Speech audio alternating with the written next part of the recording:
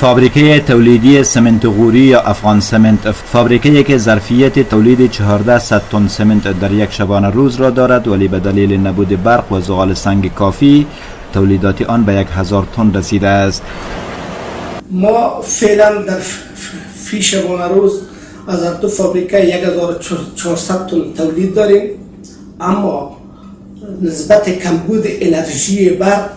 همزمان دستگاه های تولیدی ما فعالیت کرده نمیکنه و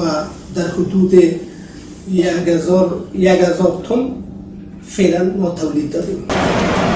آنها در پهلوی اینکه برق کافی برای چرخاندن فابریکات خود را ندارند، به کمبود زغال سنگ نیز مواجه می باشند، زیرا معادن زغال سنگ دودکش و کرکر که مال کمپانی افغان سمنت و تأمین کننده زغال سنگ فابریکات آن بود، حدود 1 سال است که به دلایل امنیتی مسدود شده و نیازمندی فابریکه از زغال سنگ مناطق دیگر که مصرف بالای دارد تأمین می گردد. و گفته مسئولین کمپانی خصوصی افغان سمنت، آنها بیشتر به همین دلیل کمبود برق به خصوص زغال سنگ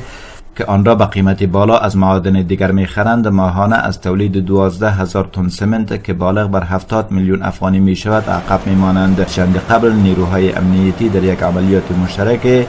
مخالفین را از ساحه معادن کرکر و دودکش راندند و زمین را برای استخراج زغال از آن مهیا کردند، اما دیری نگذشت که ساحه دوباره ناامن شد و معادن همچنان ساکت و غیر فعال باقی ماند.